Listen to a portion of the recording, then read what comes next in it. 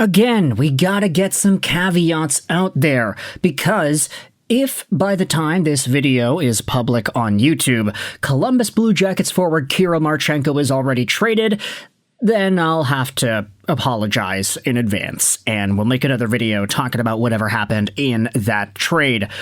But at the time of me recording this audio, Marchenko is still a Blue Jacket, which means it's fair game to talk about the latest with him and the Montreal Canadiens, because there is still a lot to talk about when it comes to Marchenko, the trade situation in Columbus, the talent profile of this 25-year-old 6'3", 201 right-handed winger. A guy that was initially drafted by Columbus back in the second round 8 years ago. And a guy who posted up 74 points in 79 games in 24-25 and 6-7 points in 76 games this most previous season. Marchenko flourished over the past few years. He is dynamic, he has great activation skill, he can cut in, he can shoot, he can score, he can make plays, he can do all the things that you need a top-line winger to do. And it turns out, he is not extending when his deal is up in a year. According to Pierre LeBrun, it seems Marchenko came to that decision once he realized what was happening with Zach Werenski. Now, there are replies going out there and saying, yeah, well, he's an RFA next year. At least know your facts before you shoot your mouth off. Yes, and if an RFA doesn't want to extend with his team, he's going to get traded. Like, that seems to be what's going to happen here with Kirill Marchenko. It's what happened with Matthew Tkachuk a few years ago. It's what happened with a few guys throughout the course of the past little while. Especially now that we're starting to see more players, especially those from the US, start to demand out and express their frustration with the non-winning nature of their teams. Kirill Marchenko is putting himself in this ask-outable territory that has started to open up over the past little while here. It's not uncommon to see these top-tier guys reasonably say, yeah, I kind of just don't want to be here anymore. I don't want to re-sign. It's not even about the money. The guy's making $3.8 million. He'll make a lot more money on his next contract. We all know that. But based off of Pierre LeBrun's report, because Zach Werenski, Zach Attack could be asking out and leaving, that would pretty much leave the weight of the majority of the offensive contributions on the team on Marchenko's shoulders. Because you think about it, I mean, who were the most productive Columbus Blue Jackets the past two seasons?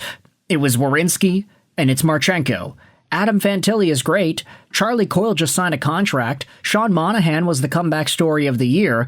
But these two guys stir the drink the most, and for Zach Werenski to see the other guy end up leaving, obviously, it's going to make him feel a little bit worried. But with that said, it turns out the Montreal Canadiens are super into Marchenko. That shouldn't be a surprise, but here are some other comments that we had seen regarding that fact.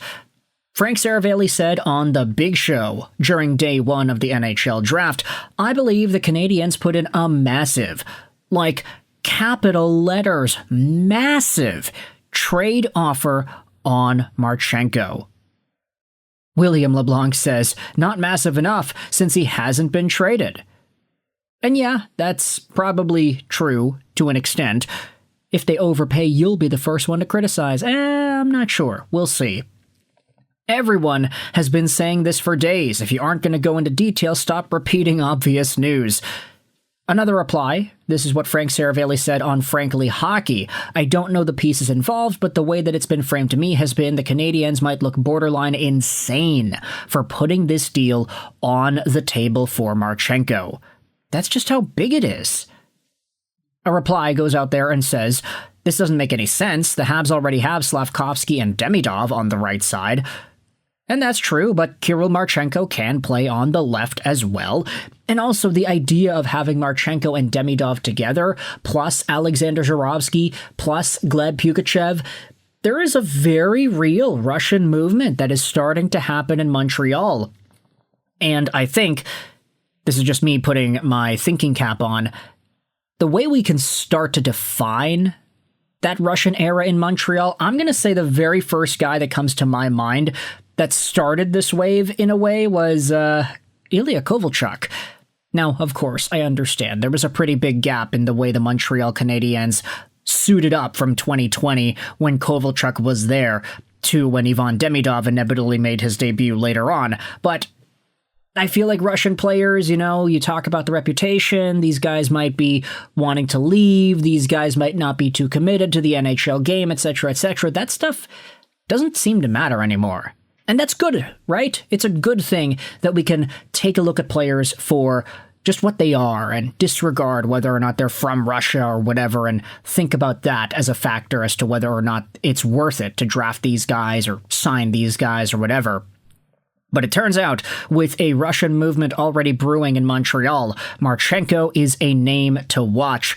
The Habitant went out there and posted this. I don't think the Canadiens were publicly reported to have had as much interest in Marchenko as they have had in anyone else that they have acquired. It really seems like they are pushing hard, and Columbus is the rate-limiting factor right here. Yeah, this is just Pierre-Luc Dubois all over again. Waste a year chasing him, and then he goes somewhere else. I'd say the only other situation this offseason so far where it's been so obvious that a team has been pushing for a guy, quite ironically, I'd say it's Brendan Gallagher with the Vancouver Canucks. We all knew that guy was going to find himself onto Vancouver at some point. The question was just going to be for what? And now we know he went over for nothing. Other than Brendan Gallagher this year, it's Kirill Marchenko that's been dominating Montreal Canadiens trade talk, and I'd say the link between Marchenko and Montreal has been the biggest link other than Vancouver and Gallagher. It's almost like Marner and Vegas from last year. Think about all these other trade bait pieces in the market right now. Dylan Larkin is linked to 3 teams. You have Zach Werenski, whom we can't really seem to find a dedicated 100% balls to the wall type of destination for him. We've been seeing the Darnell Nurse conversations go around to a bunch of other teams, but there are a number of teams that are circulating that pipeline. Marchenko, it seems like he's just linked to Montreal, and it seems like the Canadiens are just linked to him. Say what you want about Jason Robertson or whomever else, other guys that the Montreal Canadiens could potentially acquire in some form or another. Kirill Marchenko seems to be that top-tier guy, the most interested guy, the guy the Canadiens want the most, and that feels very different when you think about some other big names the Canadiens had acquired. I mean, there was never a big public push for Noah Dobson, right? Like, that just came out of nowhere. It was like, oh, well, hey, a right-handed defenseman, he's not going to sign with his team. Could he sign in Montreal? Oh, amazing. He did. That's awesome. Kirill Marchenko, maybe he could pull off something similar. And when you think about just some of the other assets that could be involved here, if it's a gigantic trade offer, a borderline insane trade offer, then I guess we just gotta wait and see. See what the Montreal Canadiens end up doing here. They try to get Matthew Nyes for a big stinking package. That didn't end up working. They tried to send Jarofsky to Toronto in that Nyes deal. Would they send Jarofsky to Columbus in some sort of a package for Marchenko? That doesn't seem fun.